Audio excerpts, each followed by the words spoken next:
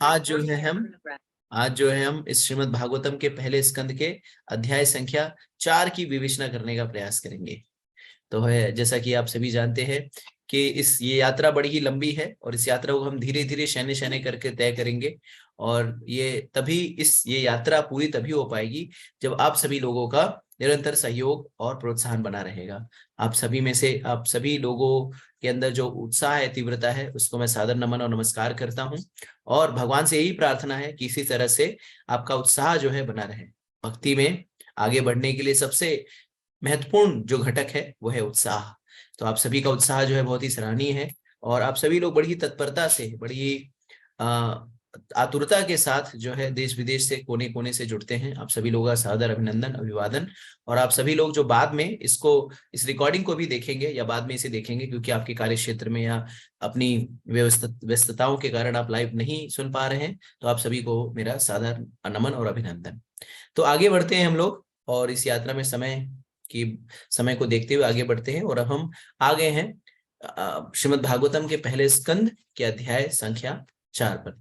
तो मैं screen share करूंगा। इस अध्याय छोटा सा अध्याय है और इसमें भगवान के महान भक्त नारद मुनि के प्राकट्य के विषय में चर्चा की गई है। तो जैसा कि हम सभी जानते हैं या नहीं जानते हैं, तो आपको अवगत करा देना चाहेंगे कि श्रीमद् भागवतम जो है वो भगवान और भगवान के भक्तों की लीलाओं और चरित्र का विस्तृत वर्णन है। तो इसमें जैसे हमने पहले भी सुना है कि कैसे भगवान हमें शरणागति के विषय में बताते हैं। तो शरणागति कौन करता है? भगवान के विशुद्ध भक्त ही करते हैं। तो किस तरह से भगवान के विशुद्ध भक्त अपना आचरण करते हैं, किस तरह से परिवार में होने के बावजूद भी भक्ति के नियमों का पालन करते हैं, ये सारी विषय वस्तु श्रीमद् भागवतम में विस्तार से बताई गई है। तो आइए हम बढ़ते हैं और श्रीमद् भागवतम के इस अमल पुराण और इस गुह्य ग्रंथ की गुह्यता के अंदर प्रविष्ट होते हैं। तो मैं स्क्रीन शेयर करूंगा। आप सभी लोगों से, भक्तों से अनुरोध होगा कि आप लोग जो है स्क्रीन जब शेयर करने के उपरांत आपको जब स्क्रीन दिखाई देगा तो आप चैट बॉक्स, कमेंट बॉक्स का उपयोग करके आप हमें अवगत करा सकते हैं कि जी प्रभु, हमें स्क्रीन दिखाई दे रहा है।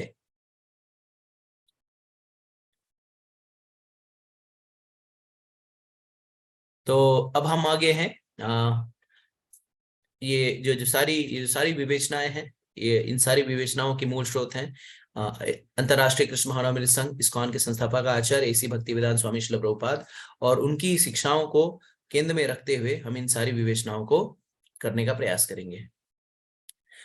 अध्याय 4, इसका शीर्षक है श्री नारद का प्राकट्य। जैसा कि हमने कहा, ये श्लोक बहुत ही छोटा है, ये अध्याय बहुत ही छोटा है और इसकी रूपरेखा इस तरह से है। इस श्लोक संख्या 1 से 13 के मध्य शौनक ऋषि के 4 प्रश्नों के बारे में 4 प्रश्न किए हैं। पहला प्रश्न है कि श्रीमद् भागवतम का संकलन क्यों, कब और कैसे किया गया। दूसरा प्रश्न था सुखदेव गोस्वामी जी ने हस्तिनापुर में की परिकल्पना कैसे की और परीक्षित महाराज से कैसे मिले। फिर परीक्षित के जन्म की गतिविधियां और परीक्षित ने घर को क्यों छोड़ा। उसके बाद श्लोक संख्या 14 से 35 में वेद व्यास जी द्वारा वेदों का विभाजन, और श्लोक संख्या 26 से 31 में वेदव्यास का असंतोष, और 22 से 33 में नारद का वेदव्यास के पास आगमन। तो इन विषय में हम चर्चा करेंगे। श्लोक संख्या 1।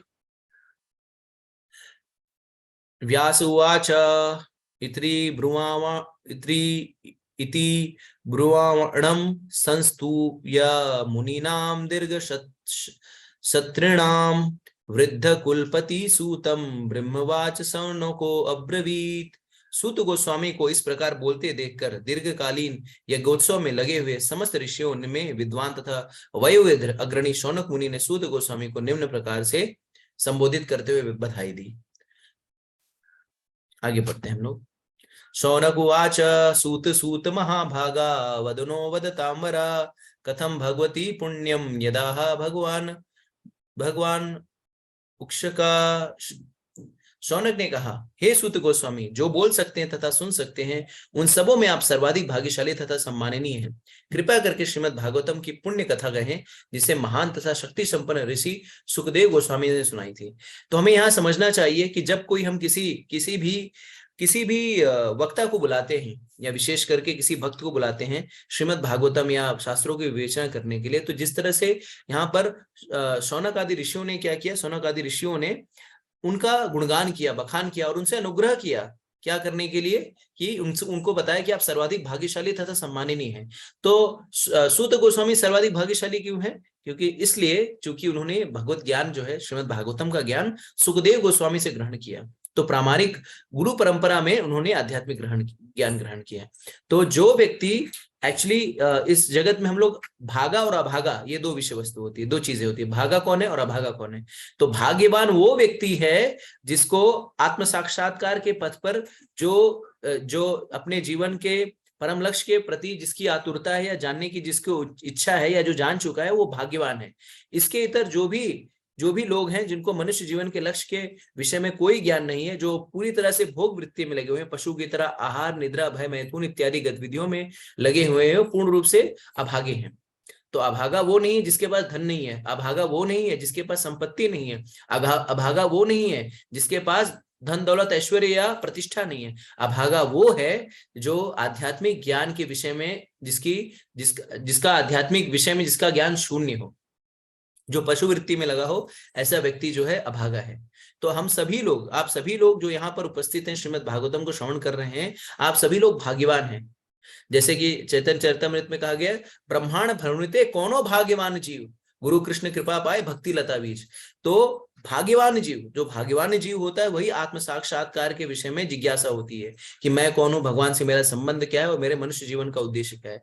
अभागे लोग इसके विषय में ना सोच पाते हैं ना समझ पाते हैं। भगवान भी कहते हैं ना, बहुनाम जन्म मानांते ज्ञानवान माम प्रपद्यते वासुदेव सर्वमिति स महात्मा सुदुर्लभा। बहुनाम जन्म मानांते, तो बहुत सारे जन्मों के बाद कोई व्यक्ति जो है आत्म साक्षात्कार के पथ पर चलता है, भगवत प्राप्ति के लक्ष्य को प्राप्त करने के लिए चलता है। तो सूत गोस्वामी जो है वो सूत गोस्वामी बहुत ही भाग्यवान है कि उन्होंने ये पूरा आध्यात्मिक ज्ञान सुखदेव गोस्वामी जो कि परमहंस हैं उनके द्वारा श्रवण किया। तो हमें समझना होगा कि जो आध्यात्मिक ग्रंथ, आध्यात्मिक ज्ञान जो है हमें प्रामाणिक स्रोत के द्वारा सुनना चाहिए, समझना चाहिए। कई बार हम जो है आध्यात्मिक प्रश्न का उत्तर गूगल गुरु से खोजते हैं, गूगल क्या बोल रहा है। तो गूगल जो है कोई प्रामाणिक ग्रंथ नहीं है, गूगल जो है प्रामाणिक स्रोत नहीं है।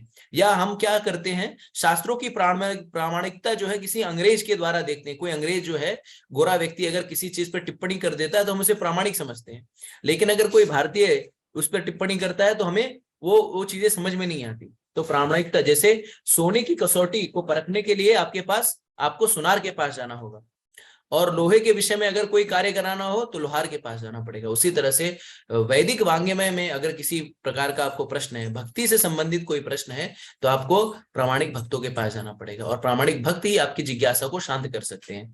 अगर जिसको भगवान के विषय में पता ही नहीं है, जिसको शास्त्रों के विषय में पता ही नहीं, वो आपकी आध्यात्मिक जिज्ञासा को क्या शांत करेगा, वो आपको आध्यात्मिक उत्तर क्या प्रदान करेगा। इसी के लिए हमें प्रयास करना चाहिए कि हम जो आत्म जिज्ञासा है, आत्म ज्ञान से संबंधित जो प्रश्न है वो प्रामाणिक गुरु के पास जाकर के विनम्रता से पूछे, और उनको ऊपर देखिए। जब भी आप ज्ञान ग्रहण करते हैं तो जो ज्ञान देने वाला वक्ता होता है वो ऊपर बैठता है। क्यों? क्योंकि ज्ञान जो है वो ऊपर से नीचे फ्लो होता है। इसी के लिए आप देखें कि शुरुआत में, भगवत गीता की शुरुआत में ही अर्जुन को जब कुछ समझ नहीं आ रहा था, जब वो दुविधा से युक्त हो गया, तो उसने क्या किया, भगवान का शरणागत हो गया। उसने कहा, कार्पण्य दोष पहतो स्वभावा पृक्षामि धम्म सर्मुणचूते तो धर्म सम्मूढ़ चेता यक्षस्या निश्चितम ब्रूहि तन्मे शिष्यस्ते हम साधि माम त्वं प्रपन्नम। तो भगवान को प्रपन्न हो गया, शरणागत होकर के भगवान का शिष्यत्व स्वीकार किया। तो इस तरह से हमें भी आध्यात्मिक ज्ञान ग्रहण करने के लिए कभी भी जो प्रामाणिक लोग हैं, जो परंपरा में आते हैं, उनसे ज्ञान ग्रहण करना चाहिए। और जब हम ऐसे लोगों को बुलाते हैं, ऐसे लोगों से कथा सुनते हैं, तो उनका सम्मान पूर्वक स्वागत करना चाहिए। अगर ये स्पष्ट हो गया हो तो चैट बॉक्स में लिख करके बता सकते हैं। अब यहाँ पर कस्मिन युगे प्रवृत्तेयम स्थानम वा केन हेतुना कुरुकुत संजोदिता कृष्णा कृतवान संहितम मुनि। यह कथा सर्वप्रथम किस युग में तथा किस स्थान में प्रारंभ हुई और किस कारण इसे प्रारंभ किया गया, महामुनि कृष्ण द्वैपायन व्यास ने साहित्य ग्रंथ को संकलित करने की प्रेरणा कहाँ से प्राप्त हुई। अब वो प्रश्न करते हैं। अब देखिए यहाँ पर उन्होंने क्या किया, पहले उनका गुणगान किया, बखान किया, और उसके बाद अब उनसे प्रश्न कर रहे हैं विनम्रता पूर्वक। ऐसे नहीं चैलेंजिंग मोड आए, सूत गोस्वामी बताओ यार, ये ये जो है ये भागवतम उन्होंने कब संकलित किया और वेद व्यास ने कब ग्रंथ बनाया, इस तरह से नहीं बोल रहे हैं। ये विनम्रता से इस प्रश्न को पूछ रहे हैं। देखिए, अगर आपको किसी से कोई ज्ञान लेना है या कोई कार्य कराना है तो एक थंब रूल है, उस व्यक्ति का इतना गुणगान कर दीजिए, उसका इतना बखान कर दीजिए, वो व्यक्ति खुद ही पानी पानी हो जाता है और वो कभी आपको मना ही नहीं कर पाएगा अगर आपने किसी का गुणगान बखान कर दिया। क्योंकि वर्तमान परिप्रेक्ष्य में या कभी भी जब आपको किसी का काम कराना रहता है तो सामने वाले व्यक्ति का इतना बखान कर देता है आदमी, इतना उच्च बना देता है कि वो खुद ही सोचता है कि यार मैं वास्तविकता में अपने वो उच्च समझने लगता है और वो मन ही मन सोचता है कि अगर मैं इससे कम अगर कोई कार्य करूंगा तो मेरी बेइज्जती हो जाएगी, तो स्वाभाविक रूप से कार्य कर देता है। तो उसी तरह से हमें ये, मैं ही नहीं कह रहा हूं कि आपको इस तरह से करना चाहिए, लेकिन जब आप किसी को सम्मान देते हैं तो वो आपके प्रति थोड़ा सा कृतज्ञ हो जाता है, आपके प्रति उसका जो अनुराग है थोड़ा सा बढ़ जाता है। तो इसी तरह से यहाँ पर जो है ये जो शौनक आदि ऋषि हैं वो प्रश्न पूछ रहे हैं। क्या प्रश्न पूछ रहे हैं कि ये सर्वप्रथम किस युग में प्रारंभ हुई और किस कारण प्रारंभ किया गया, और महामुनि कृष्ण द्वैपायन व्यास ने इस ग्रंथ को संकलित करने की प्रेरणा कहाँ से मिली। तो स्वाभाविक सा प्रश्न है कि ये बहुत ही स्वाभाविक प्रश्न है, किसी को भी हो सकता है। अब कहते हैं तस्य पुत्रो महायोगी समदृक् निर्विकल्प का एकांत मति उन्निद्रो गूढ़मूढ़ इव ईयते। ब्रह्मवाद से मैं केंद्रित रहता था, वह संसारी कर्मों से परे था, लेकिन प्रकट न होने कारण अज्ञानी जैसा लगता था। उनका पुत्र जो था वो अज्ञानी जैसा लग रहा था। इसके विषय में पूछ रहे हैं क्योंकि क्यों ऐसा है। इसके बाद वो कहते हैं दृष्टा अनुयान्तम ऋषिम आत्मजम अपि अनग्ननम देवहीया परिदधु न सुतस्य चित्रम तत्वीक्षया पृक्षति मुनो जगदूत्वा अस्ति स्त्री धूमा विदानातु सूतस्य विविदृष्टते। जब श्री व्यासदेव अपने पुत्र का पीछे पीछे पीछे जा रहे थे तो नग्न स्नान करती सुंदर तरणियों ने वस्त्र से अपने शरीर ढक लिए। यद्यपि व्यासदेव स्वयं नग्न न थे, लेकिन जब उनका पुत्र वहीं से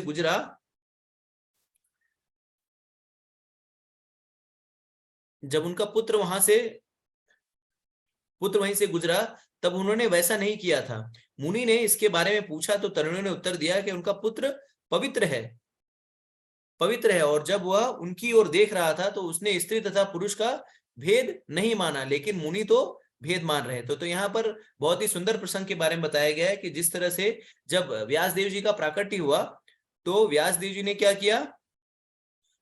व्यासदेव जी के जो पुत्र थे सुखदेव गोस्वामी, तो सुखदेव गोस्वामी जो है 16 वर्ष तक अपनी माँ के गर्भ से बाहर नहीं आए।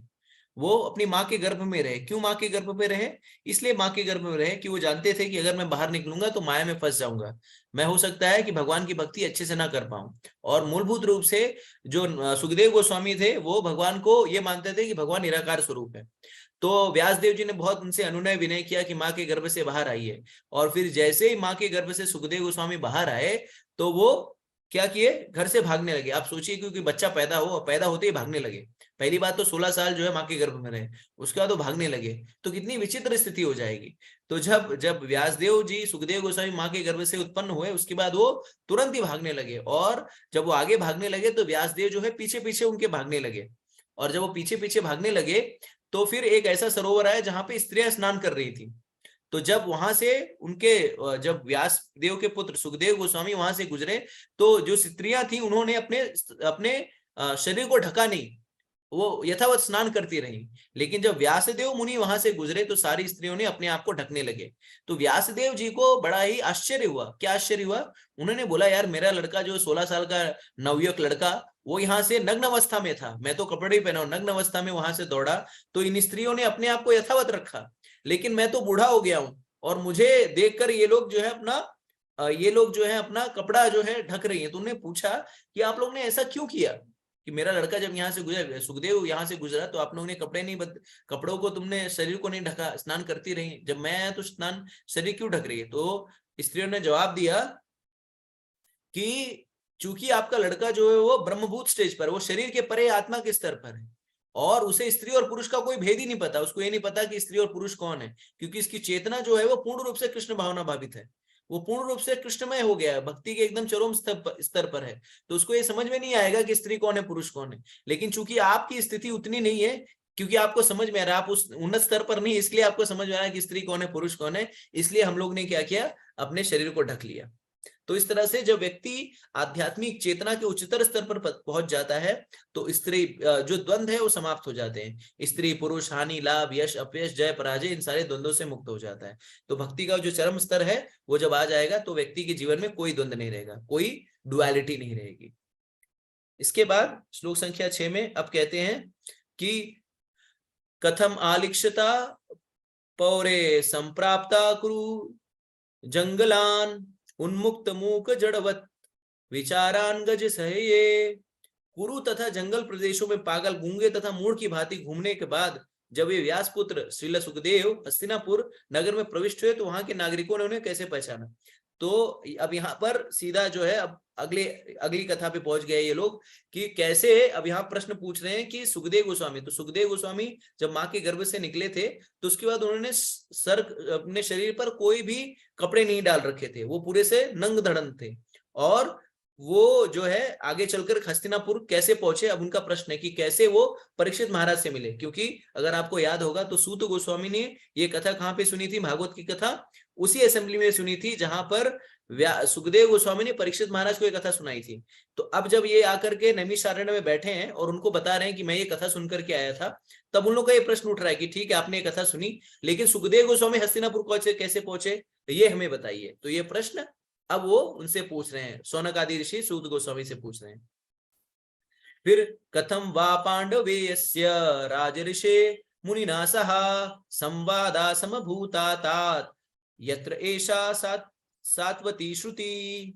राजा परीक्षित की इस महामुनि से कैसे भेंट हुई, जिसके फलस्वरूप वेदों के इस महान दिव्य सार का वाचन संभव हो सका। तो यहाँ पर जिज्ञासा बहुत ही सार्थक है कि कैसे, देखिए ये जो दिव्य ज्ञान जो है ना, वो तभी होगा जब दो भक्त मिलते हैं, या भक्त और भगवान मिले, तभी दिव्य ज्ञान जो है वो प्रकाशित होता है। जैसे कोई भौतिकवादी व्यक्ति मिलते हैं तो क्या होता है, भौतिकवादी व्यक्ति मिलते हैं तो वो भौतिक चर्चाएं करते हैं। वो क्या करेंगे, आज जो है प्रधानमंत्री जी ने क्या बोला, या आज जो है संसद कितना चढ़ गया, या आज किस क्रिकेटर ने क्या क्या बोल दिया, या किस अभिनेता ने या नायिका या अभिनेत्री ने क्या कह दिया। तो इस तरह की भौतिक चर्चाएं होती हैं।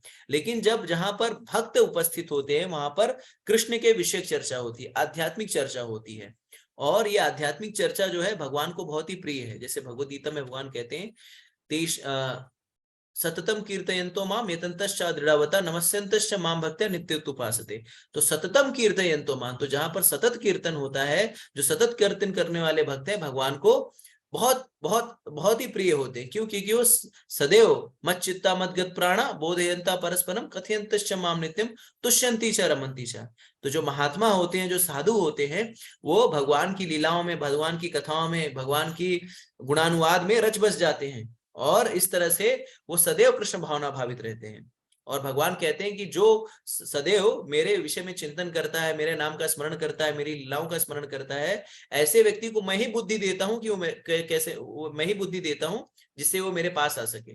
तो भगवान, जब आप भगवान देखते हैं कि ये भक्त जो है ये बहुत ही तीव्रता से भक्ति कर रहा है, या मेरे नाम का जप कर रहा है, शास्त्रों का अध्ययन कर रहा है, तो भगवान ही उसे बुद्धि देते हैं किस तरह से वो भक्ति में आगे बढ़ पाए। तो यहाँ पर ये देखिए, ये दिव्य जो काव्य, ये जो दिव्य ग्रंथ है, ये सुखदेव गोस्वामी और परीक्षित महाराज के संवाद के कारण प्रकट हुआ। इसी तरह से अगर आप देखते हैं भगवत गीता, ये जो सारे वेद उपनिषद का सार जो है भगवत गीता, ये 700 श्लोक, ये अर्जुन और कृष्ण का संवाद है। तो जहां पर भक्त क्या करते हैं, भक्त और भगवान के संवाद जो है क्या होता है, क्यों ये भक्त और भगवान का संवाद, हम जैसे लोगों को मार्ग दिखाने के लिए, हम जैसे लोगों को अंधकार में जो बैठे हुए लोग हैं उनको प्रकाश दिखाने के लिए इस तरह का संवाद होता है।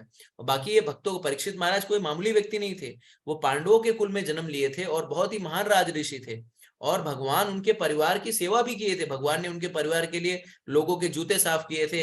उनके जो परदादा थे, दादाजी थे, उनके लिए उन्होंने क्या किया था, दादाजी के लिए उन्होंने उनकी सारथी भी बने थे। तो सब कार्य किया था। तो ऐसे ऐसे व्यक्तित्व, ऐसा परिवार जिसमें भगवान स्वयं सेवा दे रहे हैं, ऐसे परिवार के लोगों का कहना ही क्या। लेकिन चूंकि ये सारी लीलाएं इसलिए होती हैं जिससे जनमानस में हमारे जैसे कलयुगी लोगों को इससे क्या मिले, इससे थोड़ा सा उत्साह मिले, थोड़ा सा उनको इंस्पिरेशन मिले और भक्ति के मार्ग पर आगे बढ़ पाए। फिर कहते हैं सागो गोहदोहम मात्रम ही गृहेषु गृह मेधिनाम अवेक्षेत अवेक्षते महाभागा तीर्थी कुरुवन तताश्रमम। वे सुखदेव गोस्वामी किसी गृहस्थ के द्वार पर उतनी ही देर रुकते थे जितने समय में गाय धुई जा सकती थी। वे उस घर को पवित्र करने के लिए ऐसा करते थे। तो सुखदेव गोस्वामी की क्या क्वालिटी थी, वो बता रहे हैं कि वो किसी के घर पे ज्यादा देर तक नहीं रुकते थे, जितनी देर में गाय धुई जाती थी उतनी ही देर रुकते। तो साधु जो होता है वो घर घर जाकर भिक्षाटन करता है, वो माधुकरी करता है। तो साधु या वैष्णव हमारे घर पे आता है तो क्या करता है, हमारे उद्धार के लिए हमको जो है आध्यात्मिक ज्ञान प्रदान करता है। और साधु के संग से, जैसे शास्त्रों में कहा गया साधु संग सर्व शास्त्र कहे, लव मात्र साधु संग सर्व सिद्धि है। तो अगर हमें उन्नत भक्त का लव मात्र का भी संग मिल गया तो हमारी चेतना और जीवन को क्या कर सकता है, वो हमारी चेतना और जीवन को बदल सकता है। तो जो महान भक्त होते हैं वो किसी चीज से आसक्त नहीं होते। जैसे हम देखते हैं कि जो वृंदावन के 6 गोस्वामी थे, वो गोस्वामी जो है उन्होंने कभी घर नहीं बनाया, कभी उन्होंने कुटी नहीं बनाई। वो एक पेड़ के नीचे सोते थे और अगले दिन जो है दूसरे पेड़ के नीचे चले जाते थे। तो उसी तरह से जो साधु होते हैं उनको चाहिए, जो विरक्त होता है व्यक्ति, उसे चाहिए नहीं कि वो किसी गृहस्थ के यहाँ पर जाकर के बैठ जाए। वर्तमान समय में क्या होता है, लोग जो है देखते हैं धन, अगर सामने वाले यजमान के पास बहुत पैसा है तो उसके यहाँ पे डट जाते हैं। लेकिन जो साधु सन्यासी या जो भक्त होते हैं, इन सभी को किसी के यहाँ पे ज्यादा दिन नहीं टिकना चाहिए और वहां पर जाकर के भौतिक विषयों का चिंतन नहीं करना चाहिए, डिस्कशन नहीं करना चाहिए। उनको आध्यात्मिक स्तर पर ले आने के लिए उनको ज्ञान देना चाहिए। तो इसी तरह से सुखदेव गोस्वामी जी किसी भी घर गृहस्थी वाले लोगों के यहाँ पर जाते थे, उनसे आध्यात्मिक बातें करते थे और वहां से तुरंत निकल जाते थे। ज्यादा देर संग भी नहीं देते थे, ज्यादा देर रहते भी नहीं थे। क्योंकि जब हम बहुत ज्यादा किसी के साथ, देखिए इंग्लिश में कहावत इसको कहते हैं क्लोजनेस ब्रिंग्स इन कंटेम्प्ट। तो हम किसी के बहुत ही सानिध्य में आ जाते हैं ना, तो उसका वैल्यू नहीं करते और उसके प्रति अपराध करने लगते हैं। तो आचार्यगण साधुगण क्या करते हैं, आपको संग देते हैं और फिर वहां से निकल जाते हैं। इसी तरह से सुखदेव गोस्वामी भी अपने भक्तों के, जीवों के उद्धार के लिए जाते थे, उनको ज्ञान देते थे और वहां से आगे निकल जाते थे। इसके बाद कहते हैं कि अभिमन्यु सुतम सूत प्राहु भागवत उत्तमम तस्य जन्म महाश्चर्यम कर्माणि च गृहणीना। कहा जाता है कि महाराज परीक्षित उच्च कोटि के भगवत भक्त थे और उनके जन्म तथा कर्म अत्यंत आश्चर्यजनक थे। कृपया उनके विषय में बताएं।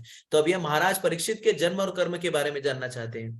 तो जैसा कि हम जानते हैं कि श्रीमद् भागवतम में भगवान और भक्तों की लीलाओं के बारे में वर्णन है। तो यहाँ पर परीक्षित महाराज के जन्म और उनके कार्य क्या थे, इसके विषय में जानने की उत्सुकता है। तो परीक्षित महाराज जो है वो अभिमन्यु सुता है। तो अभिमन्यु, अगर आप जानते हैं, अभिमन्यु जो है महान योद्धा थे और महाभारत के युद्ध के समय वो चक्रव्यूह को तोड़ने में सफल नहीं हुए और उन्हें कौरव पक्ष ने उनको मार गिराया। लेकिन उत्तरा के गर्भ में उनकी जो संतान परीक्षित थी वो थी।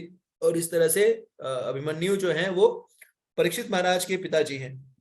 तो परीक्षित के विषय में आगे जो है हम पढ़ेंगे कि क्या बता रहे हैं। यहाँ पर अभी संक्षेप में हम जानने का प्रयास करते हैं। स सम्राट कस्य वा हेतो पांडूनाम मानवर्धना प्राय उपविष्टा गंगायाम अनादृत्य अधिराष्ट्र श्रियम। वे एक महान सम्राट थे और उनके पास उपार्जित राज्य के सारे ऐश्वर्य थे। वे इतने वरेण्य थे कि उनसे पांडु वंश की प्रतिष्ठा बढ़ रही थी। तो फिर वे सब कुछ त्याग कर गंगा नदी के तट पर बैठकर क्यों आमरण उपवास करने लगे। तो यहाँ पर बहुत ही व्यवहारिक प्रश्न पूछ रहे हैं कि वो तो राजा थे, उनके पास निष्कंटक राज्य था। तो श्रील प्रभुपाद जी बताते हैं कि पूर्व काल में पूरे विश्व का एक ही राजा हुआ करता था और बाकी सब लोग जो थे वो सबॉर्डिनेट या कमंतर जो है उस राज्य को संभालते थे। पूरे विश्व का एक ही झंडा हुआ करता था और एक ही सम्राट हुआ करता था। तो उसी तरह से जो परीक्षित महाराज थे पूरे विश्व के एकमात्र सम्राट थे और फिर उनके पास ऐश्वर्य भी बहुत था, धन भी बहुत था। तो ऐसा क्या हो गया कि वो गंगा के तट पर आकर के आमरण अनशन करने लगे और पूरा उपवास करने लगे, सब कुछ अन्न जल त्याग दिया। तो बहुत ही स्वाभाविक प्रश्न था जो इन ऋषियों ने पूछा।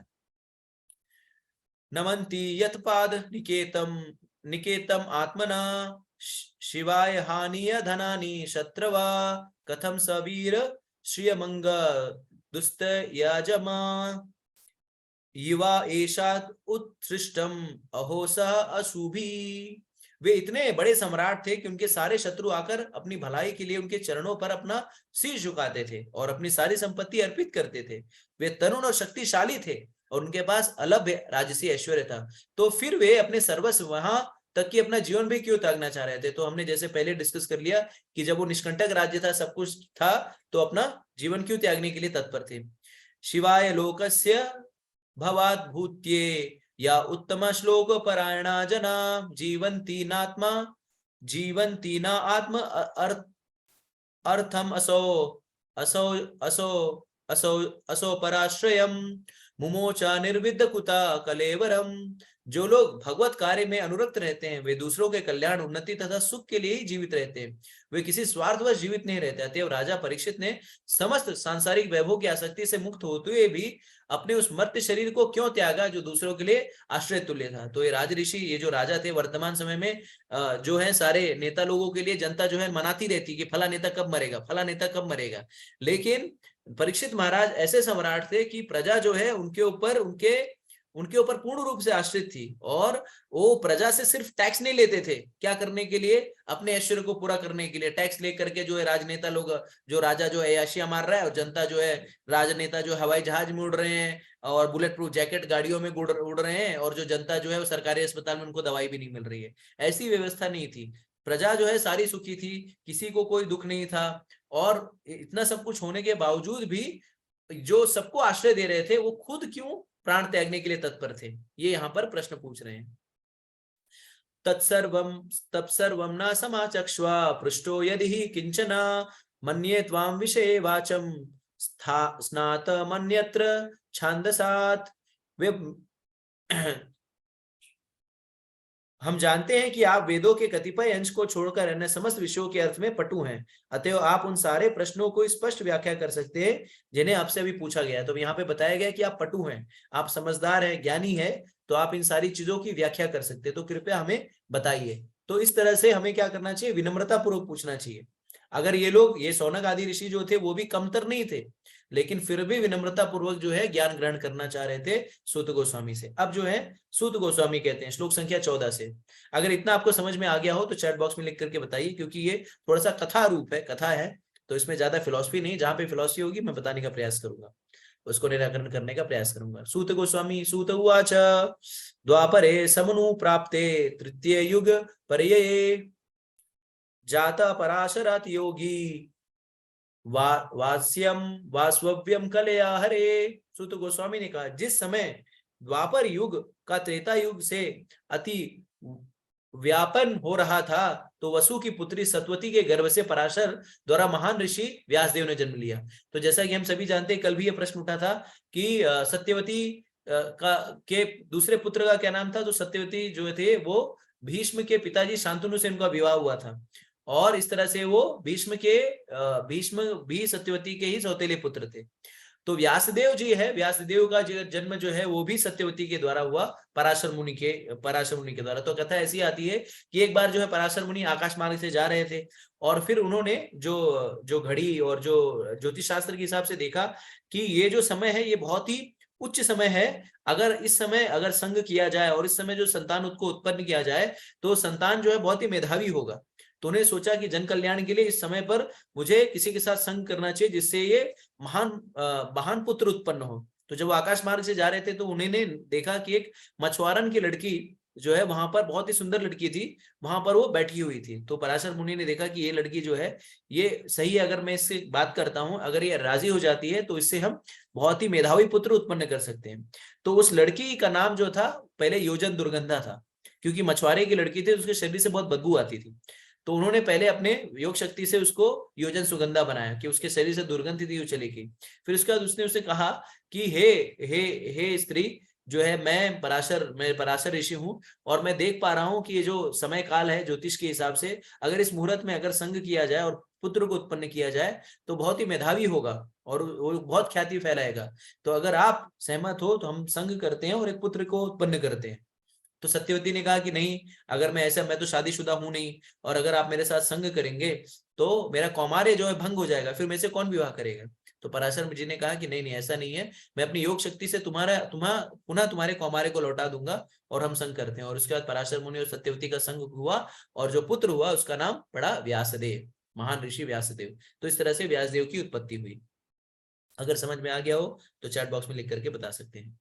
फिर श्लोक संख्या 15 में, स कदाचित सरस्वत्या अस्पृश्य जलम शुचि विविक्त एक आसीना उदिते रवि मंडले।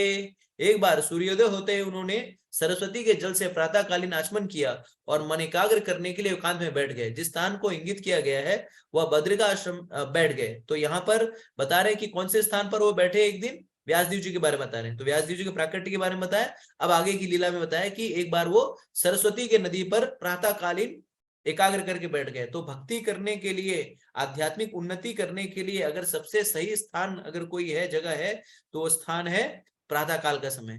तो जितना भी अच्छा कार्य होता है वो प्रातः काल के समय होता है, आध्यात्मिक कार्य। तो आप सभी से अनुरोध है कि आप सभी लोग सुबह उठ करके जो है कम से कम भगवान का नाम जपते हैं। जैसे हम इस्कॉन के भक्त क्या करते हैं, सुबह उठ करके मंगल आरती करते हैं और उसके बाद नाम जप करते हैं, हरे कृष्णा कृष्णा कृष्णा हरे हरे, हरे राम राम राम हरे हरे।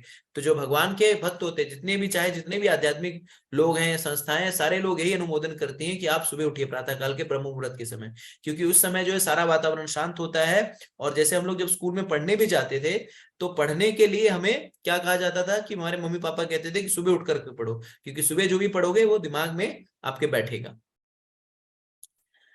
पर श्लोक संख्या 16, पर अवर्ग्या स ऋषि कालेना अव्यक्त ब्रह्मसा युग धर्मा व्यतिकरम प्राप्तम भूयि युगे युगे। महर्षि व्यासदेव ने युग के कर्तव्यों में विरोधाभास देखा। कालक्रम में पृथ्वी पर अदृश्य शक्तियों के कारण विभिन्न युगों में ऐसा होता रहता है। तो उन्होंने जब ध्यान लगाया तो उन्होंने देखा कि बहुत विरोधाभास चल रहा है, बहुत ही अतिशयोक्ति हो रही है, बहुत ही प्रॉब्लम्स आने वाली। इस तरह से उनको आभास हुआ। तो वैष्णव जो है वो पर दुखी होता है, वो जब देखता है दूसरों को दुख को तो वो भी विचलित हो जाता है। तो अब श्लोक संख्या 17 और 18 में इसका विवेचना की गई है। श्लोक संख्या 17 और 18 में कहा गया, भौतिकानां च भावानां शक्ति हमसा च तत्कृतम अश्रद्धान निसत्वान दुर्मेधाना हसित आयुषः दुर्भागाना च जनान वीक्षया मुनि दिव्येने चक्षुषः सर्ववर्ण आश्रमाणाम यद्यादि हितकम अमोघ दृक्। तो परम ज्ञानी ऋषि अपने दिव्य दृष्टि से युग युग के प्रभाव से प्रत्येक भौतिक वस्तु की अवनति को देख सकते थे, और वो यह भी देख सकते थे कि श्रद्धाविहीन व्यक्तियों की आयु क्षीण होगी और वे सत्य गुण के अभाव के कारण अधीर होंगे। इस प्रकार उन्होंने समस्त वर्णों तथा आश्रम के लोगों के कल्याण का विचार किया। तो उन्होंने देखा कि जैसे हम देखते हैं ना कि कलयुग में जो आयु क्षीण होने लगती है, जैसे कलयुग में आयु कम है। अगर आप देखें तो सतयुग में जो आयु थी 1 लाख वर्ष थी, त्रेता युग में आयु क्या थी 10,000 वर्ष मनुष्य की आयु, द्वापर में 1,000 वर्ष, और कलयुग में जो है आयु 100 साल हो गई। और उसमें भी 100 साल हम जीते नहीं है। भारत की औसत आयु जो है 67-68 साल है। 68 साल अगर कोई जी ले तो जान लीजिए उसने अपना जीवन जी लिया। तो जब व्यासदेव जी ने ध्यान लगाया तो उन्होंने देखा कि लोगों की जो आयु क्षीण हो जा रही है, कार्य करने की क्षमता क्षीण होती जा रही है, उनकी बुद्धि क्षीण होती जा रही है। तो ऐसे लोगों का कैसे उद्धार होगा? ये ऐसे लोग जो इतने कम आयु के हैं, जिनके पास समय कम है, ये लोग कैसे आध्यात्मिक उन्नति करेंगे? इसके विषय में उनको चिंता होने लगी और उनका कैसे कल्याण करना है ये विचार करने लगे। तो जो भौतिकवादी व्यक्ति होता है वो खुद के कल्याण के बारे में सोचता है कि मेरा कहाँ पे फायदा है या मेरा कहाँ पे भला है। लेकिन जो आध्यात्मिक व्यक्ति होता है, भगवान का भक्त होता है, वो सदैव दूसरों का कल्याण करने के बारे में चिंता होता है। मैं ऐसा कोई कार्य करूं जिससे जन का कल्याण हो जाए, सारे लोग सुखी हो जाए। और बाकी लोग क्या करते हैं, जो स्वार्थी होते हैं वो खुद का स्वार्थ देखते हैं, खुद का फायदा भी देखते हैं, मेरा फायदा कहाँ है। लेकिन जो परमार्थी होते हैं वो दूसरों का फायदा देखते हैं कि दूसरों का भला कैसे हो। तो यही जो है भक्तों का लक्षण होता है कि वो अपने फायदे के विषय में ज्यादा चिंतित नहीं रहते, बल्कि दूसरों के विषय में सोचते हैं कि दूसरे व्यक्ति का, दूसरे जीवों का कल्याण किस तरह से हो। अगर आपको समझ में आ गया हो तो चैट बॉक्स में लिख करके बता सकते हैं। फिर उन्होंने कहा, चातुहोत्रम कर्म शुद्धम प्रजानां वीक्ष वैदिकम व्याधदत् यज्ञ संतत्ये वेदकम एकम चतुर्विधम। उन्होंने देखा कि वेदों में वर्णित यज्ञ वे साधन हैं जिनसे लोगों की वृत्तियों को शुद्ध की बनाया जा सकता था। इस विधि को सरल बनाने के लिए ही उन्होंने एक ही वेद के 4 भाग कर दिए, जिससे वे लोगों के बीच फैला सके। तो उन्होंने देखा कि कलयुग के जो लोग हैं वो एक वेद में, जो पहले एक ही वेद हुआ करते थे और उसमें लाखों करोड़ों श्लोक हुआ करते थे, तो फिर वेद व्यास जी ने देखा कि यार कलयुग में लोगों के पास तो बुद्धि कम है, समय कम है, सब कुछ है, अगर उनको एक वेद पढ़ने के लिए दिया जाएगा तो पागल हो जाएंगे और पढ़ भी नहीं पाएंगे। हम 700 श्लोक भगवद गीता के 700 श्लोक पढ़ने में कितना समय लगा देते हैं। ये तो सोचिए, प्रभुपाद की कृपा है 18,000 श्लोक जो श्रीमद भागवतम का पढ़ने का बीड़ा उठाया हमने। और मैं जानता हूं कि जैसे जैसे दिन बढ़ता जाएगा, जैसे जैसे सत्र बढ़ते जाएंगे, लोग भी कम होते जाएंगे। तो श्रीला प्रभुपाद जी हमारे जो संस्थापक आचार्य हैं, उन्होंने कहते हैं, उनसे पूछा गया, उन्होंने कहते हैं कि ये आश्चर्य की बात नहीं है कि लोग भक्ति से जुड़ते और भक्ति छोड़ करके चले जाते। आश्चर्य की बात तो ये है कि लोग भक्ति में जुड़े रह जाते हैं। अगर कोई व्यक्ति जो है वो आकर के चला गया तो आश्चर्य की बात नहीं है, लेकिन अगर कोई व्यक्ति टिका रह गया, ये आश्चर्य की बात है, क्योंकि कलयुग का प्रभाव इतना है। तो आप देखिए, पहले, दूसरे, तीसरे, चौथे अध्याय आते तक जब हम, आप लोग याद रखिएगा, जो टिके, अब इसमें से कितने लोग टिकेंगे भगवान ही जानते हैं, जो 12वां स्कंद का जो आखिरी श्लोक तक पहुंचेंगे। क्यों? क्योंकि उत्साह कम हो जाता है, धैर्य नहीं रह जाता, तरह तरह के कारण, प्रलोभन, माया के प्रलोभन। तो हम क्या करना है, इन प्रलोभनों से बचना है हमें दृढ़ता के साथ। अब हमने इस बीड़े को उठाया है। देखिए, किसी चीज को शुरू करना सबसे सरल होता है, किसी चीज को बंद करना भी सबसे सरल होता है, लेकिन सबसे कठिन होता है उस चीज को निरंतर चालू रखना, उस निरंतरता को बनाए रखना। तो इस निरंतरता को हमें बनाए रखना है। दृढ़ निश्चय होकर के, दृढ़ निश्चय हो जाइए कि ये भागवतम जो है मुझे पूरा अध्ययन करना ही है, चाहे कुछ भी हो जाए। देखिए, आप सभी लोगों के लिए इस भागवतम की रिकॉर्डिंग्स भी उपलब्ध की जाती है। तो रिकॉर्डिंग इसलिए नहीं दी जाती कि आप कोई वो है, इसलिए दी जाती कि मान लीजिए हम सभी लोग जीव हैं, हम सारे परिवार वाले हैं, गृहस्थ हैं, और हमारी अपनी अपनी प्रॉब्लम्स हैं, लेकिन कभी भी किसी कारणवश अगर हम नहीं जुड़ पाए तो उसके जो रिकॉर्डिंग्स है, जो उसको आप श्रवण कर लीजिए, ठीक है। इससे निरंतरता बनी रहेगी। लेकिन अगर एक बार आपने आलस्य किया, क्योंकि माया जो है ना, एक बार हमें गाजर देती है, अरे क्या हो जाएगा, क्या हो जाएगा, इस तरह से हम छोड़ देंगे तो भक्ति से बहुत दूर चले जाएंगे। तो इसी के लिए, चूंकि लोगों को भक्ति में जोड़ना है, वेद व्यास जी ने क्या किया, उन वेदों को 4 वेद, एक वेद को 4 वेद में विभाजित कर दिया, जिससे कि ये प्रचार प्रसार किया जा सके। श्लोक संख्या 20 में आप कह रहे हैं, ऋग यजुर साम अथर्व आख्या वेदा चात्वरा उद्धृता इतिहास पुराणम च पंचमो वेद उच्यते। तो मूल ज्ञान के स्रोत वेदों के 4 पृथक विभाग किए गए। तो 4, जो एक वेद था उनको ऋग्वेद, यजुर्वेद, सामवेद और अथर्ववेद में उन्होंने विभाजित कर दिया, और इस तरह से ऐतिहासिक तथा प्रामाणिक कथाएं पंचम वेद कहलाती हैं। जो इतिहास है उसको 5वां वेद कहा जाता है। इस तरह से इन सारी चीजों को वेद व्यास ने संकलित किया। फिर तत्र ऋग्वेद धरा पहला समागो जैमिनी कवि वैशंपायन एव को निष्णात युजुषाम उता। वेदों के 4 खंड में विभाजित हो जाने के बाद पहल ऋषि ऋग्वेद के आचार्य बने और जैमिनी सामवेद के, यजुर्वेद के कारण एकमात्र वैशंपायन यशस्वी हुए। तो यहाँ पर बताया गया है कि इन वेदों को वेद व्यास जी ने क्या किया, वेदों को 4 भाग में विभाजित किया और अलग अलग ऋषि को उसका आचार्य बना दिया। तो पहल ऋषि जो है, उसके जो पहल ऋषि ऋग्वेद के आचार्य बने, मतलब मेन व्यक्ति जो पूरे ऋग्वेद को उन्होंने समझ लिया। फिर जैमिनी सामवेद और यजुर्वेद के वैशंपायन जो है इसके आचार्य बने, क्योंकि सिर्फ ज्ञान लेना नहीं, ज्ञान को प्रकाशित भी करना है। जैसे आप देखते हैं, वाल्मीकि जी ने रामायण को संकलित किया, उसके बाद प्रचार प्रसार करने के लिए उन्होंने क्या किया, उन्होंने सोचा कि योग्य व्यक्ति कौन है, और सबसे योग्य व्यक्ति कौन मिला, लव और कुश। तो भगवान वाल्मीकि ऋषि ने लव और कुश को रामायण का ज्ञान दिया और उनको कहा इसको प्रचारित प्रसारित करो। उसी तरह से भगवान भी कहते हैं, भगवद गीता का ज्ञान भगवान ने दिया, और 18वें अध्याय में भगवद गीता में भगवान कहते हैं कि वो व्यक्ति जो मेरे विषय में, मेरे ज्ञान को, मेरे दिए ज्ञान को जनमानस में पहुंचाता है और सबको प्रचार प्रसार करता है, ऐसा व्यक्ति मुझे सबसे प्रिय है, और इससे प्रिय ना कोई है ना कोई होगा। तो भगवान का अगर हमें प्रिय बनना है तो हमें शास्त्रों का और वेदों का और भागवतम का, इसका प्रचार प्रसार करना चाहिए। और प्रचार प्रसार का अर्थ क्या है, भगवद गीता की मूल ज्ञान है, शास्त्रों का मूल ज्ञान क्या है, ये मूल ज्ञान ये है कि हम जीव नहीं, हम शरीर नहीं, हम आत्मा है, कृष्ण परमात्मा है, और भगवान से साथ हमारा क्या संबंध है, हमारा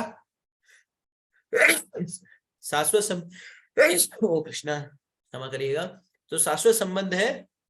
और इस संबंध को कैसे बना के रखना है कलयुग में, और इस संबंध को कैसे, इस संबंध की परिणति क्या होगी, इस संबंध की जो है उच्चतर स्तर क्या होगा, जब हम भगवान के धाम को प्राप्त करें।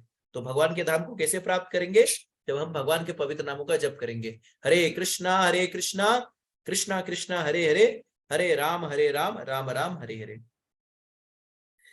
श्लोक संख्या 22 में अथर्व अंगीरासाम आसित सुमंतु दारुणो मुने इतिहास पुराणा नाम पिता में रोमहर्षणा।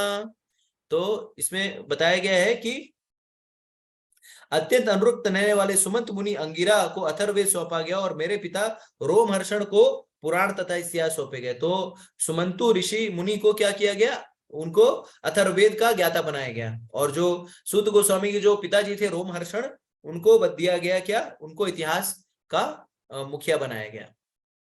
तत्एत ऋषिया वेदम ऋषियो वेदम स्वम सम व्यसनम अनेकधा शिष्ये परिशिष्ये तत्शिष्ये वेदते साकिना भवान।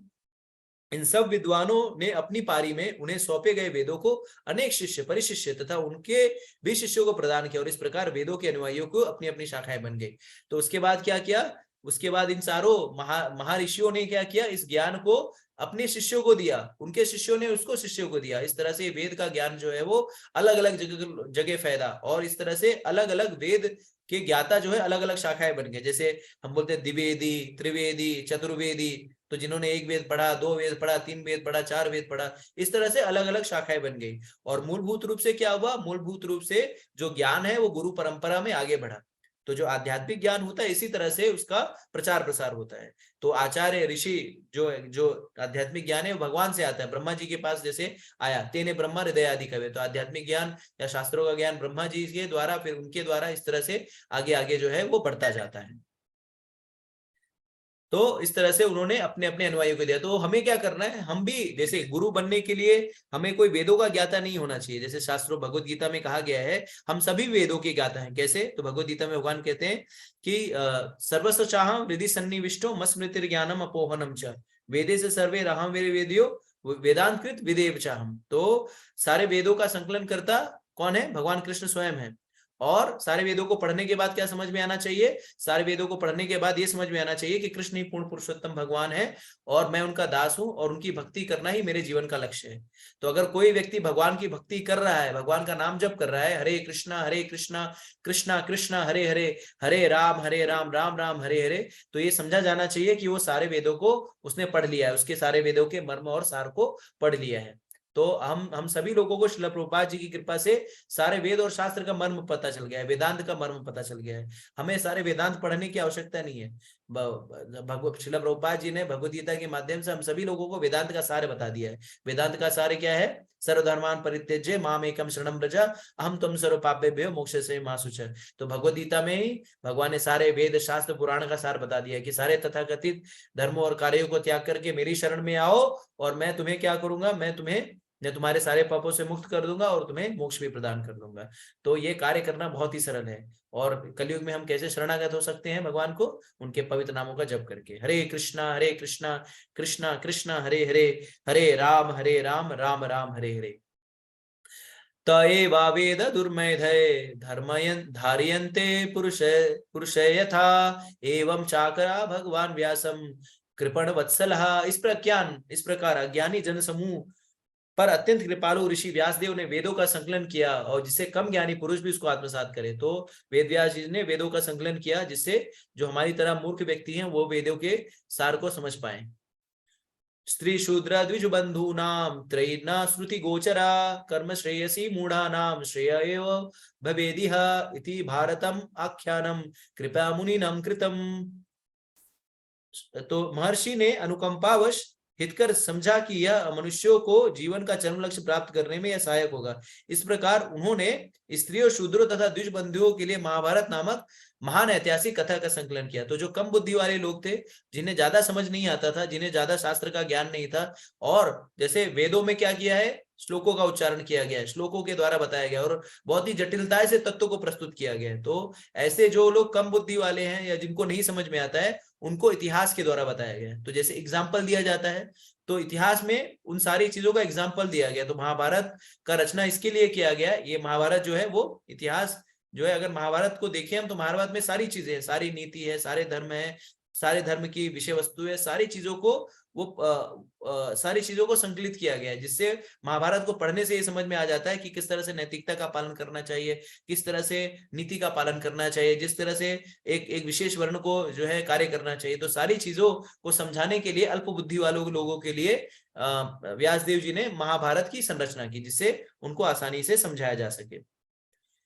एवं प्रवृत्तस्य सदा भूतानां श्रेयसी द्विजा सर्वात्मकाने अपि यदा न अत्युष्यत हृदयं तथा। हे द्विज ब्राह्मणों, यद्यपि वो समस्त लोगों के समग्र कल्याण कार्य में लगे थे तो भी उनका मन भरा नहीं था।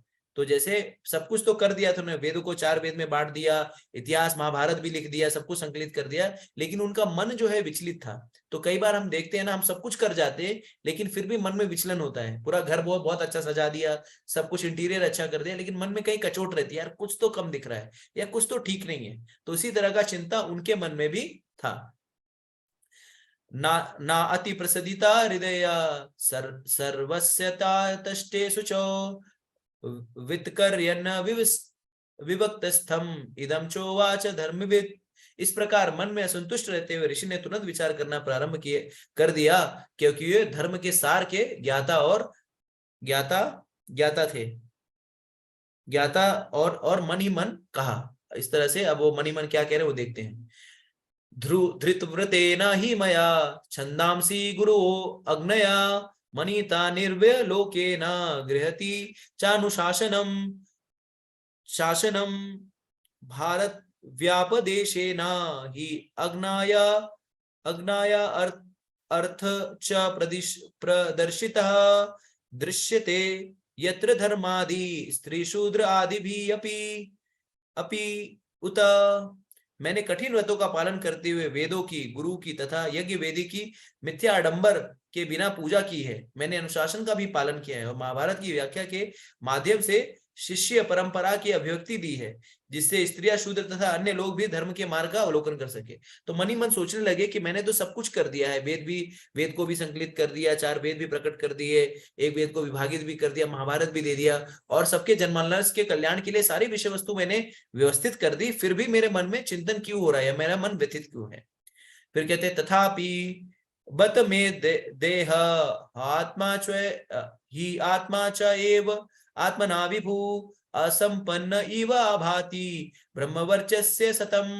वेदों के लिए जितनी बातों की आवश्यकता है, यद्यपि मैं उनसे पूर्ण रूप से सज्जित हूं, तथापि मैं अपूर्णता का अनुभव कर रहा हूं। तो देखिए, जो व्यक्ति वेद को संकलित करता है, जो वेद को 4 वेदों में विभक्त कर दिया, जिसको सारे सब चीज का ज्ञान है, अब वो सोच रहा है कि मेरे को ऐसा भी अभी लग रहा है, मुझे ऐसा समझ में आ रहा है कि अभी भी मुझे कुछ ना कुछ ज्ञान जो है अधूरा है, या कोई ना कुछ कोई विषय वस्तु है जो छूट रही है।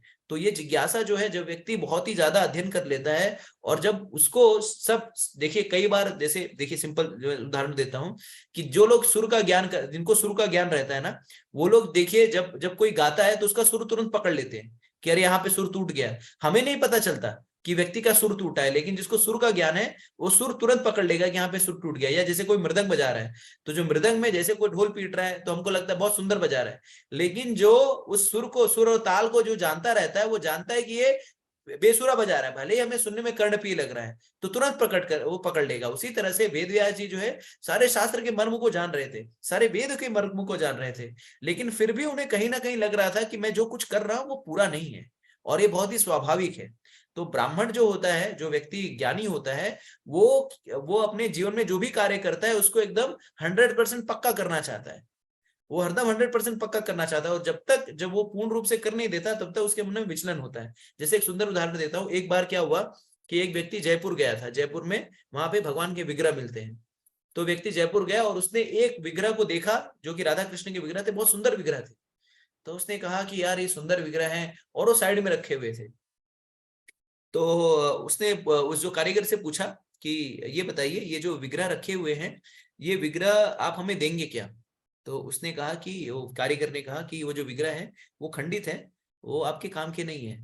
तो उसने जो है, वो व्यक्ति जो गया और उसने सारे विग्रह का अवलोकन किया, उस मूर्ति का अवलोकन किया, उसने कहीं कुछ नहीं पाया। तो उसने बोला कैसे आप बोल रहे हैं विखंडित है, ये तो पूरी समुच्चय है, इसमें तो कहीं भी विखंडित नहीं है, सबको एकदम सुंदर ही है, कुछ भी दिक्कत तो मुझे नहीं लग रही है। तो बोले कि अगर आप देखेंगे तो उस मूर्ति के कान की इधर ना थोड़ा सा क्रैक है, हल्का सा, एकदम हल्का सा क्रैक है। तो उसने कहा अरे यार ये क्या छोटी सी बात, ये तो किसी को दिख नहीं रही, मैंने भी देखा मेरे को दिखाई नहीं दी, इसमें क्या इतनी बड़ी बात है, वो तो किसी को दिखाई नहीं देगी, आप तो बेच सकते हो उसको। तो बोले कि किसी को दिखाई नहीं देगी लेकिन मुझे दिखाई दे रही है, और मैं ये जानता हूं कि ये परिपूर्ण नहीं है। तो मैं इस परिपूर्ण विषय वस्तु को, मेरा ये सिद्धांत है, मैं जिसे किसी को भी दूंगा परिपूर्ण विषय वस्तु ही दूंगा। तो भले ही आपको ना दिखाई दे रहा, लेकिन मुझे एज अ कारीगर पता है कि इसमें हल्का सा क्रैक है, तो मैं ये आपको नहीं दे सकता। तो उसी तरह से व्यासदेव जी को भी व्यथित व्यथित व्यथित व्यथित होना स्वाभाविक था, कि वो सब चीज को जानते थे लेकिन मन में कहीं ना कहीं कुछ ना कुछ चीज कटचोट रही थी। किं वा भागवतो धर्मा ना प्रायण निरूपिता, प्रिया परमहंसा नाम तेव ही अच्युत प्रिया। हो सकता है कि मैंने भगवान की भक्ति का विशेष रूप से कोई संकेत ना किया हो, जो सिद्ध जीवों तथा अच्युत भगवान दोनों को प्रिय है। तो अब देखिए, जैसे मैंने कहा ना कि कारीगर को समझ में आ जाता है कि कहाँ पे कचोट है, उस तरह से अब ये मन ही मन सोच रहे हैं कि यार बिल्कुल सही, हो सकता है मैंने सब कुछ तो बता दिया, सब पुराण लिख दिए, देवी पुराण लिख दिया, ये भागवत लिख दिया, वो भागवत लिख दिया, लेकिन परम पुरुषोत्तम भगवान श्री कृष्ण के विषय में और उनके भक्तों के बारे में तो कुछ बताया ही नहीं। हो सकता है इसी कारण जो है मेरे मन में विचलन है। फिर तस्य एवं खिलम आत्मानं मन्यमानस्य खिद्यता कृष्णस्य नारदा अभाग्यता आश्रमं प्राक उदाहरितम। तो जैसा कि पहले कहा जा चुका है, जब व्यासदेव अपने दोषों के विषय में पश्चाताप कर रहे थे, उसी समय सरस्वती नदी के तट पर स्थित कृष्ण द्वैपायन व्यास की कुटिया में नारद जी पधारे। तो जब ये इसी तरह से मंथन और चिंतन कर रहे थे कि मैं क्यों नहीं, मुझे पूरा जो है कुछ समझ में क्यों नहीं आ रहा है, या मेरे मन में कहीं खालीपन क्यों है, या सही सही मैं क्या सही कर रहा हूँ क्या नहीं, या हो सकता है कि मैंने भगवान के विषय में नहीं बताया, तो ऐसे समय पर उनके गुरुदेव वहां, मतलब नारद मुनि वहां पर प्रकट हुए। तो नारद मुनि का प्राकट्य होना जो है एक शुभ संकेत है। जैसे आप देखेंगे रामायण में, अगर आप देखते हैं तो अगर वाल्मीकि रामायण पढ़ते हैं तो जब वाल्मीकि जी नदी के तट पर बैठे थे, वाल्मीकि जी भी व्यथित थे, और उसके बाद नारद मुनि ने उनको क्या किया, नारद मुनि वहां पर प्रकट होकर के उनको शिक्षण दिया, उनको कहा कि जो है आप जो है क्या करें, आप जो है भगवान रामचंद्र जी के विषय में जो है सारी चीजों को, उनकी लीलाओं को संकलित करें, और उनका एक काव्य काव्य का संकलन करिए। तो नारद मुनि को, सॉरी क्या कहते हैं, वाल्मीकि मुनि को समझ नहीं आ रहा था कि मैं कैसे कर पाऊंगा और कैसे होगा। और उसके बाद वो जाते हैं नदी के तट पर, बैठते हैं वहां पर अपने शिष्यों के साथ, स्नान करते रहते हैं। वहां पर देखते हैं क्या कि दो क्रॉंच पक्षी, एक नर और मादा, वो दोनों क्या कर रहे होते हैं, वो नर और मादा दोनों संग कर रहे होते हैं। और इसी बीच में एक बहेलिया, एक शिकारी क्या करता है, वो तीर तीर चलाता है, और जो एक उसमें से एक एक जो पक्षी रहता है नर मादा में से, एक की मृत्यु हो जाती है, वो करा के मर जाता है। और फिर दूसरी जो मादा पक्षी रहती है, अपने प्रियकर को इस तरह से मरते हुए देख करके वो भी अपने प्राण त्याग देती है। और जब वाल्मीकि ऋषि इस चीज घटना को देखते हैं तो बहुत ही उनको क्रोध आता है, और उस बहेलिये को, शिकारी को श्राप देते हैं। लेकिन ये जो श्राप जो निकलता है ना, बहुत ही पोइटिक ढंग से, बहुत ही कवि के ढंग से वो, बहुत ही कवि के ढंग से वो श्लोक बाहर निकलता है। तो उनको लगता है, अरे पहली बात तो उनको पहले ग्लानि होती है, आत्मग्लानि होती है कि मुझे क्रोध नहीं करना चाहिए था। फिर कहते हैं ठीक है क्रोध कर लिया, लेकिन ये जो श्लोक था ये बहुत ही पोइटिक ढंग से निकला, मतलब ये बहुत ही कवि के ढंग से श्राप निकला। जैसे हम लोग क्रोधित होते हैं तो गाल, मतलब बहुत ऊंची आवाज में बोलते हैं या गालियां बकते हैं, लेकिन वो जो है सुर में उन्होंने श्राप दिया, तो उनको समझ नहीं आ रहा था ये कैसे हुआ। फिर वहीं पे ब्रह्मा जी आते हैं और उनको बताते हैं कि ये जो सुर में निकला है जो ये श्राप, ये वास्तविकता में मेरी ही इच्छा थी कि इस तरह से आप ये श्राप दो, जिससे आप आदि कवि रामायण का संकलन कर पाओ। तो भगवत इच्छा से फिर ब्रह्मा जी उनको समझाते हैं, क्योंकि वो दुविधा में रहते हैं। इसी तरह से यहाँ पर व्यासदेव जी दुविधा में है, और इसलिए उनकी दुविधा को दूर करने के लिए नारद मुनि यहाँ पर स्वयं प्रकट हुए हैं। उसके बाद तद अभिज्ञाय सहसा प्रत्युत्थाय आगतम मुनि पूजयाम आस विधिवत नारदम सुर पूजितम। श्री नारद के शुभागमन पर श्री व्यासदेव सम्मान पूर्वक उठकर खड़े हो गए और उन्होंने सृष्टा ब्रह्मा जी के समान उनकी पूजा की। तो यहाँ पर हमें समझना चाहिए कि जब भी हमसे कोई वरिष्ठ व्यक्ति हो, जो हमसे ज्ञान में वरिष्ठ हो, वरिष्ठ वैष्णव हो, वरिष्ठ भक्त हो, तो हमें क्या करना चाहिए, उसका आदर करना चाहिए और खड़े उसको सम्मान में खड़े हो जाना चाहिए। और जब यहाँ पर वैसे तो आचार्यगण बताते हैं कि जब हम अपने गुरु को देखें, जो हमारे दीक्षा गुरु होते हैं, तो गुरु को देख करके हमें साष्टांग प्रणाम करना चाहिए। ये अनुग्रहित होने का तरीका है। तो गुरु को देख करके साष्टांग प्रणाम करना चाहिए। यहाँ पर नारद मुनि को देख करके वो सम्मान पूर्वक खड़े हो गए और ब्रह्मा जी की समान उनकी पूजा की। तो जैसे पहले देखिए, जब साधु महात्मा घर लोग आते थे पहले, तो उनकी थाली में पानी लेकर के उनका पाद प्रक्षालन किया जाता था, उनको आरती दिखाई जाती थी, उनको ऊंचा आसन दिया जाता, अच्छे वस्त्र दिए जाते थे। अब तो ये सारी प्रथा लोग करते नहीं है, लेकिन जब भी कोई वैष्णव आए तो उसे, जैसे भक्तों के साथ हमारा संबंध जो है वो 3 स्तर पर होता है। तो आचार्यगण हमें बताते हैं, जब कोई हम ऐसे भक्त को देखे जो हमसे सीनियर हो, वरिष्ठ हो, ज्ञान में अधिक हो, तो ऐसे व्यक्ति को देख करके हमें आनंद पूर्वक मोर की तरह नृत्य करने लगना चाहिए, आनंदित हो जाना चाहिए। क्यों? क्योंकि आनंदित होकर के, क्योंकि ये भक्त आया है और ये भक्त जो ज्ञान में परिपूर्ण है, तो अगर मैं इसका संग करूंगा तो मुझे बहुत ही आध्यात्मिक उन्नति में लाभ होगा, आध्यात्मिक मार्ग में आगे बढ़ने में मुझे बहुत लाभ होगा। तो उससे हमें आनंदित हो जाना चाहिए अगर हमें वरिष्ठ वैष्णव को देख रहे हैं। अगर कोई भक्त जो है, वैष्णव जो हमारे समकक्ष का है, तो ऐसे समकक्ष वैष्णव के साथ आपका मित्रोत संबंध होना चाहिए, मित्रता के साथ आप उसके साथ डीलिंग करनी चाहिए, उसे ईर्ष्या नहीं करना चाहिए। और अगर कोई भक्त जो है आपसे भक्ति में नया है, नव सिखिया भक्त है या न्यू भक्त है, न्यू डिवोटी, तो उसके लिए हमें क्या करना चाहिए, उसके लिए हमें उसको जो है प्रेम देना चाहिए, उसको हमें सहयोग देना चाहिए, उसको आगे बढ़ने में हेल्प करना चाहिए। तो इस तरह से जब नारद मुनि वहां पर व्यास देव जी के कुटिया में आए, तो उन्होंने ब्रह्मा जी के तरह उनका स्वागत किया। जैसे भगवान आ जाते हैं तो किस तरह से हम स्वागत करते हैं, उसी तरह से भक्तों का भी हमें तत्परता से जो है स्वागत करना चाहिए। तो इसी तरह से उन्होंने उनका स्वागत किया। तो अब यहाँ पर उनका आगमन क्यों है, नारद जी का आगमन क्यों है? नारद जी का आगमन हुआ है व्यासदेव जी की जो कंफ्यूजन है उसको दूर करने के लिए। तो भगवान के भक्त क्या करते हैं, भगवान के भक्त दूसरे भक्तों की कंफ्यूजन को दूर करते हैं। तो हमें जब भी वो आए तो हमें क्या करना चाहिए, उनका सम्मान पूर्वक स्वागत करना चाहिए। तो इस तरह से ये जो अध्याय है, इस अध्याय का यहाँ पे समापन होता है। और आप सभी से और आप सभी लोगों से अनुरोध है कि अगर आपको इसी तरह से जब भक्त आए, वैष्णव आए, तो हमें उनका भी सम्मान और आदर करना चाहिए। तो आज के दिन हमने ये देखा कि कैसे कैसे सूत जी इत्यादि भक्तों ने बताया कि कैसे व्यास देव जी ने चार वेदों को, एक वेद को 4 वेद में कन्वर्ट किया। उसके बाद उन्होंने महाभारत की रचना की, जिससे जो कम बुद्धि वाले लोग हैं वो भी समझ पाए। और फिर उतना सब होने के बावजूद भी उनके मन में व्यथा जो यथावत बनी रही, उनके मन में कंफ्यूजन बना रहा कि वो आनंद की अनुभूति क्यों नहीं कर पा रहे हैं। और फिर उसके बाद वो सोचते हैं कि मैंने कृष्ण के बारे में नहीं बताया, परम पुरुषोत्तम भगवान के बारे में नहीं बताया, इस तरह से मैं चिंतित हूँ। और इसके बाद फिर वहां पर नारद मुनि का आगमन होता है। तो यहाँ पर 8:01 हो गए हैं। तो आप लोग जो भी जाना चाहते हैं तो पलायन कर सकते हैं। मैं चैट बॉक्स में, आज मेरे पास कुछ समय है तो मैं 10-15 मिनट कुछ एक प्रश्नों को लेने का प्रयास करूंगा। आप लोगों से अनुरोध है कि आपके जो प्रश्न है वो चैट बॉक्स में लिख करके हमें बता सकते हैं और उसके बाद हम उसका निराकरण करने का प्रयास करेंगे। हरे कृष्णा। तो सभी लोग जाने से पहले जो है इस वीडियो को लाइक शेयर सब्सक्राइब करिए।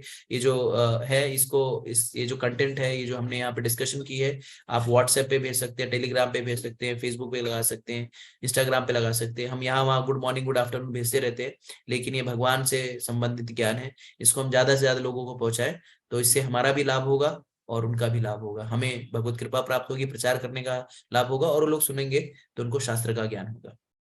ठीक है, तो कोई एक प्रश्न हो या जिज्ञासा हो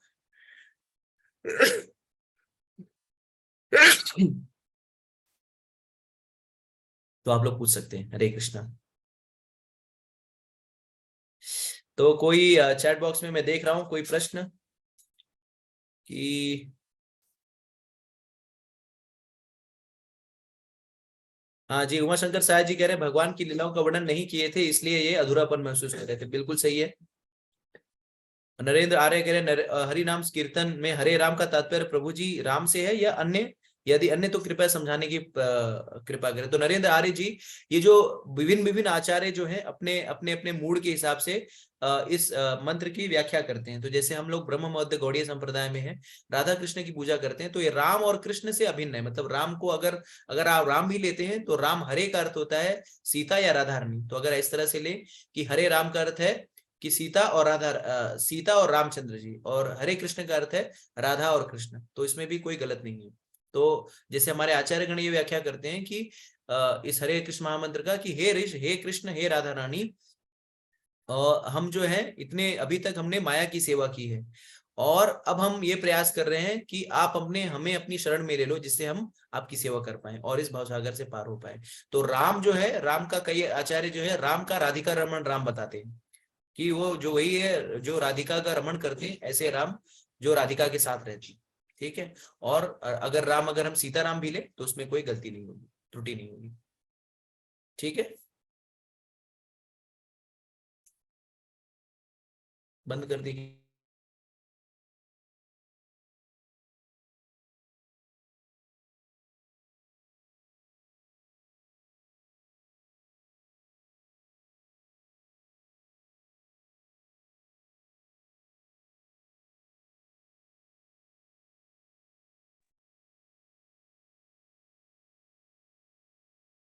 हरे कृष्णा। एक्चुअली इंटरनेट चला गया था इसलिए जो है।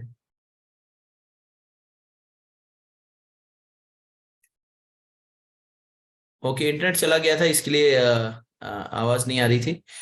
ठीक है, तो और कोई प्रश्न जो है नहीं है, तो यहीं पे हम सत्र को समाप्त करते हैं।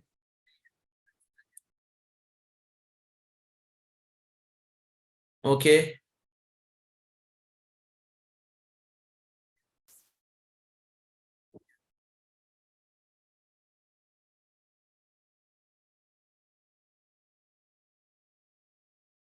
चलेगा, यहीं पे सेशन को समाप्त करते हैं। ग्रंथराज श्रीमद् भागवतम की जय, जगत गुरु श्रील प्रभुपाद की जय, श्री गुरुदेव की जय।